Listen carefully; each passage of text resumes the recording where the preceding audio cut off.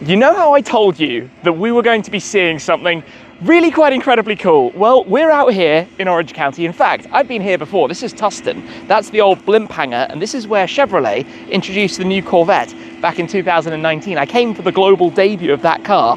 Well, what's in front of us over here isn't normal. It isn't a normal car. It isn't a normal sight. It isn't a normal day. Take a look at this. This is Faster's Mercedes CLK GTR Roadster, one of only 7 in the entire world. He's just taken delivery of it ahead of Car Week. We're going to be taking a look at this and probably later moving it on the truck as well. This isn't a normal day. Hi guys, I'm Shmi, hello, and welcome back to the channel. Let's take a look at the CLK GTR Roadster. Well then, take a look at this. CLK GTR Roadster. Not only that, we're going to be talking about the wheels in a moment. It's just been unloaded. Today, we've got quite a lot going on, but this is the convertible version of the 90s homologation GT1 car, the CLK GTR. It is one of my favorites in the entire world, and we're going to be taking a proper look at this. What a thing, what a day, what a place to be out here in California. Sun is shining, and that car, I mean, look at it right now. I mean, look at this thing. What are we watching moving right now? This is one of those holy grail unicorn cars that you don't really expect to see ever.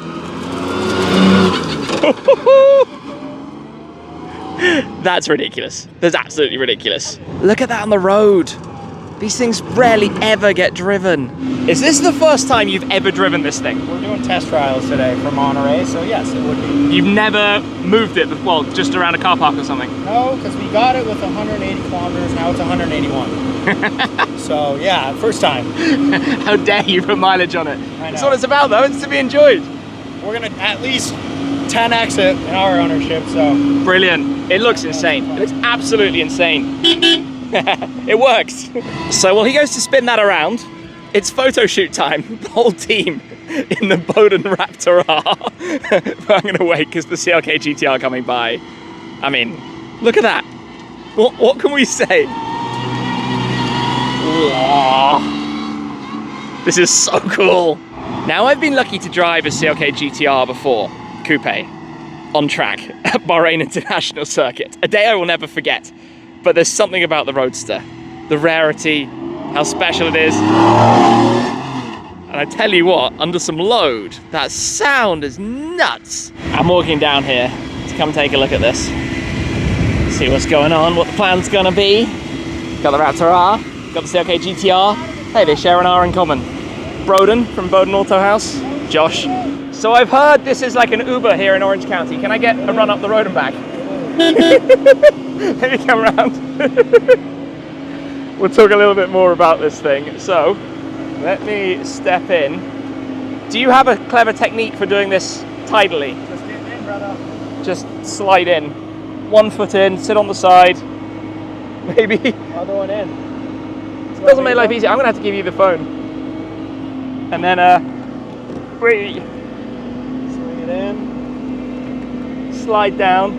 Does it feel absolutely ridiculous? It's definitely crazy. So it's the weirdest setup I've ever driven. Because it's this kind of sequential robotized gearbox. It's new to me for sure. Because you've got a clutch pedal, it's an automated manual. Yep. You've got the sound inside.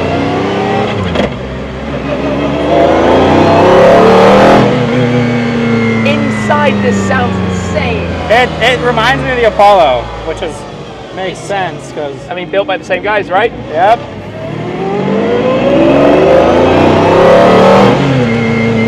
Wow. The whines of the gearbox. Completely open. Full Barchetta.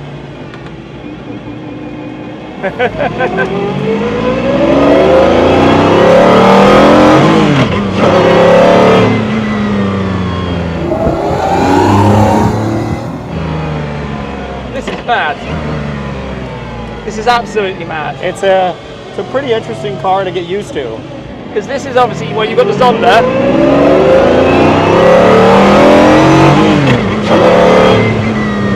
And this is another like Halo Holy Grail icon. It's a wild one.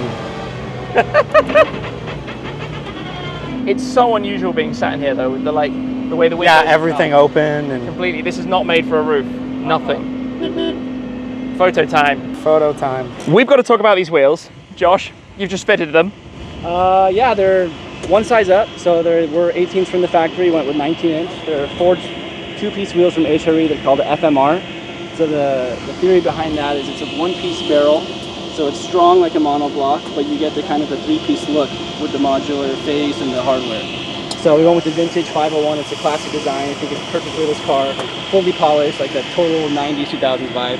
It does. It screams like from this era, like mid-90s. That's what it was all about. Because the problem is the standard wheels, right? You can't get tires for them anymore. They're done. No, and they're smaller, so we actually have more clearance now. You should have seen us trying to get in the shop. It took 2 hours to kind of get it over a little bump. So now we have about ½ inch more of height. So wait, you're telling me this that we see now like this, a couple of fingers off the ground, that's lifted? Yeah, we're good now.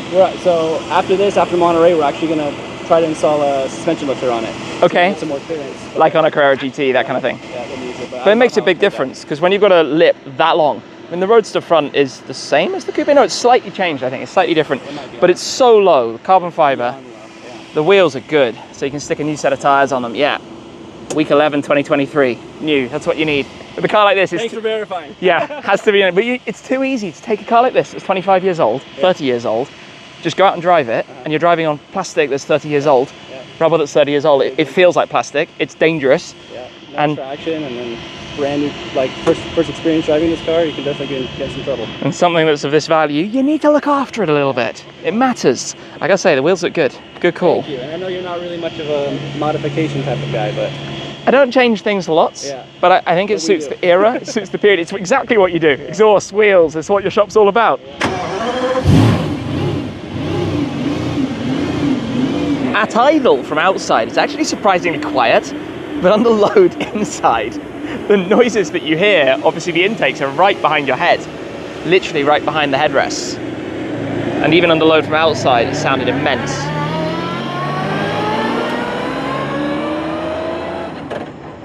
The sound of those gears as well, the clunk, mechanical noises.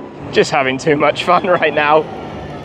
This is literally the first time it's moved this much under its new ownership. Let's come and take a better look at this for a moment then. In the boiling sunshine here, to give it the correct name, this is the CLK GTR Straßenversion, which from German translates to street version, the homologation version of the GT1 race car. So after the F1s dominated in 95, in 96, Porsche introduced their 911 GT1, and then you had the CLK GTR. And originally they made one street car before going on to build just shy of 30 of them in total. And this is where ECR steps in to see and understand a little bit more about these. So what we're looking at here then is one of the 6 production Roadsters. There's also a prototype Roadster, which I've seen over at the local action, along with the prototype Coupe as well. This being the regular powertrain, has a 6.9 litre V12, 612 horsepower, 775 newton meters of torque. And then there's a Super Sport, of which there's only one Roadster that has the larger 7.3 litre engine. In terms of aero and design, come and take a closer look back here, because they had to rework everything with the wing, given the new rear deck. To take off the rear clam, you undo the racing latches, and with a couple of people basically lift this and take it off towards the back. Obviously the intakes, lots of carbon fiber. These were insane amounts of money in the 90s. We're talking literally $1 million plus to purchase one of these when they were introduced. And if you think about that now and factor in inflation, these were more back then than the current crop of hypercars are in today's money. Obviously they've gone on to be immensely collectible. Most of them will sit in collections. You're not often seeing them being driven, considering the value and considering it's not particularly easy to find parts to get these running, to keep them out there. But the idea at the time, if you think about it, as a flagship Halo product, was to make it look like the CLK of the era, right? The CLK that we know from DTM car and the other Black Series models. The familiar look at the front, obviously those came a little bit later, but significantly more aggressive. This very much wedge shape at the front, obviously aerodynamics very much part of it. And to be standing here and this close to it, this for me was like when I remember starting to play computer games. I was about 10 years old when this was introduced, and it's my earliest kind of memory of the most epic of epic hypercars. And here we are with it. Here we are with this thing, which represents so much. Obviously the race cars everyone knows, especially the incidents of them going flying off during the races and their history at the 24 Hours of Le Mans and everything else that they did at the time. And you just don't really get things like this now because homologation cars aren't built in such limited numbers. To have roughly 25 of them is something you don't see with the modern introduction. Nowadays it would be 500 or something. So the level of rarity is just on a completely different stratosphere to anything modern, to anything that would come out now. And you just look at it, it's enormous, it's so long, but it's also so closely matched to its race car sibling. I mean, come and have a quick peek to the interior of it, because effectively what they've done is they've taken the fully fledged race car and clothed it in some fancy leather. You've got the racing gearbox inside here, but yet you've still got some leather seats, padded, these basically built-in buckets and headrests that are mounted to the buttresses behind you. But everything else is super, just go with it. Just keep it basic, keep it very, very small. It's actually, I think, locked at the moment. I was going to show you some things, but we'll have to take a look at those a little bit later on. Anyway, what a privilege to be here with Devin and to be able to take this in right now. Now that we're open, let me show you this. Firstly, the plaque, CLK GTR Roadster Limited Edition number 3. Then you pop this open because once you've lifted that out, inside is your little storage area. So you can take some luggage with you and have some spare parts and your CD changer amongst other things tucked in there. Then obviously this goes back in, not the easiest thing to do one-handed, but it goes back into the carbon fiber like this, and then you latch it back down. Done. Actually, that wasn't so bad. I guess this doesn't happen every day, so it needs to be enjoyed while it's out.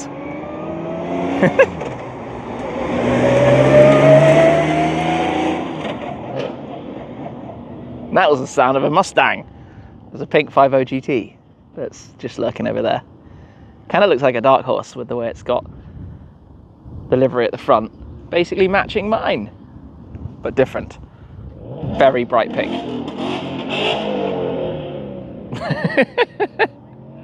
More interested this way right now.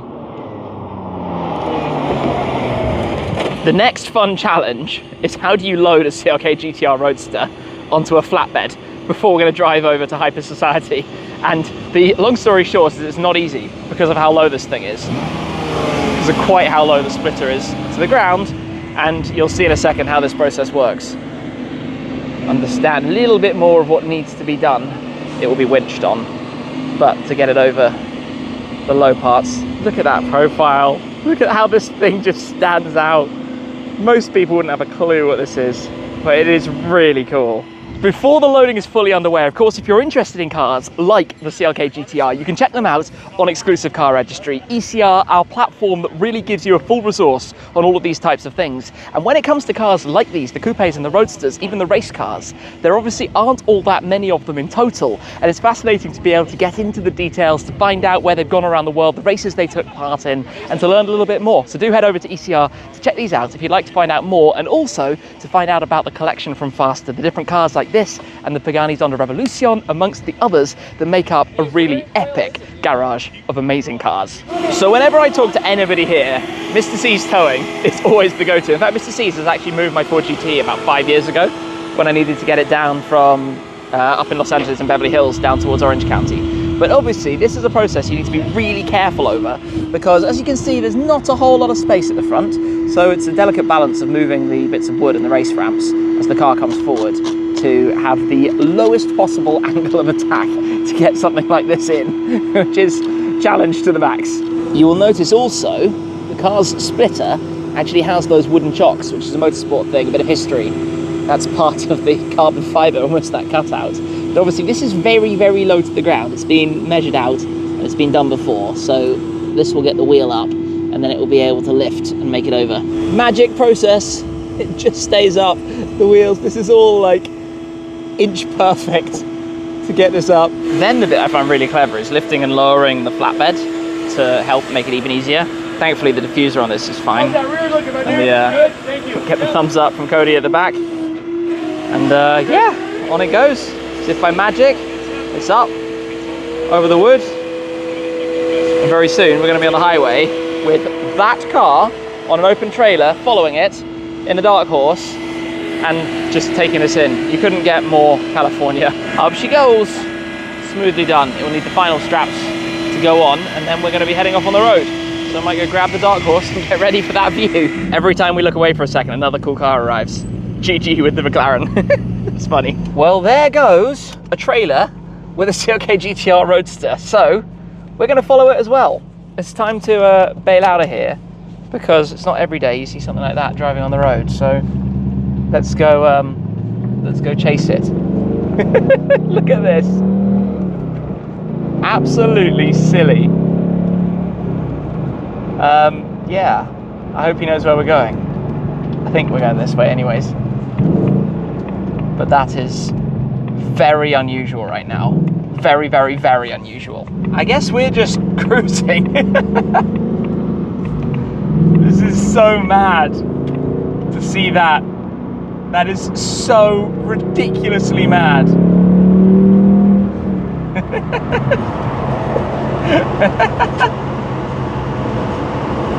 I don't know what else to say really, other than enjoying the view.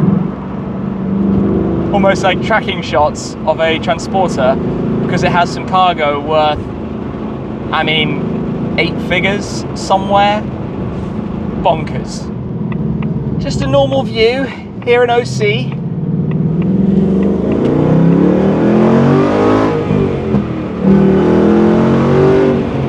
Never did I think I would get overtaken by a CLK GTR Roadster on the back of a truck, but it's happened. It has now happened. And I've popped the Mustang into track mode as well, just because it sounds silly. But we've got a little bit of a convoy going on at the moment. Nice. We are back at Hyper Society, where some of the cars have gone, but my Ford GT is here. The Zonda Revo is in front, and I think we're gonna have a little bit of a shuffle around to try and take some more photos, the Koenigsegg and the Chiron Pursport, because it'd be cool to get the CLK GTR next to the Zonda, especially considering these are two of the most epic of epic cars that have ever existed. The cold start of the GT, there is no denying that sounds good. So basically this needs to move out of the way around the corner, then there's going to be some shuffling around because we've got to get the photo shoot of these unicorns together. So Logan is kindly moving this for me. Get it tucked around the corner.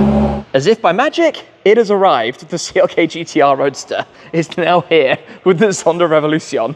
These two cars, two NA V12s. In fact, a lot in common given the Zonda's engines actually came from Mercedes. Obviously slightly later, and certainly for this, with the 7.3s as per the super sports of the CLK GTRs. But two iconic poster cars. I mean, you can't really get more iconic than cars like this. You know, my, let's say, unlimited budget dream car would be literally one of these. F50 is very much the standout for me, but times the value by 3 and you potentially land at one of these. CLK GTR, yeah, it is every bit as cool as you think it is. Just the looks, the design, the reason for existence, the whole story. I love that it's derived from motorsport, such a big connection that they were actual race cars. And then the same, as I said earlier, for the front, the lights at the back that fit in, that come straight from the road cars, but obviously with that ducktail and the big wing that sits above it. Heard that coming a mile away. The Apollo IE rolls on through.